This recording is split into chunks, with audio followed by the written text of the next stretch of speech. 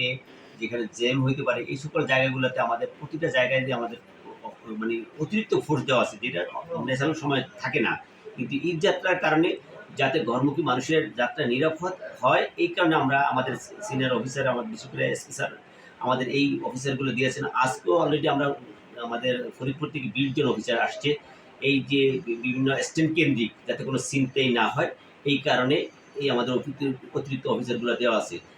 আজকে আমরা still now আমরা বিভিন্ন এই যে বাস কাউন্টারে যারা টিকিট বিক্রি করে অথবা এই টিকিট বাসের সাথে সংশ্লিষ্ট লোক, তাদেরকে আমাদের এই অতিরিক্ত পুলিশ সুপার মহোদয়ের সাথে এখন আমরা আপনাদের শেষ করার পরে আমরা মত বিনিময় করব।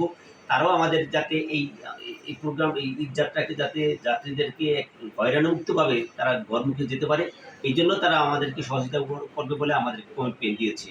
তা আশা করি আমাদের সকলের সহযোগিতায় এই ঘরমুখী মানুষের ঈদ যাত্রা নিরাপদ হবে, এই আশাবাদ ব্যক্ত করতেছি। সকলকে আবার ধন্যবাদ জানাচ্ছি। ভালো থাকবেন।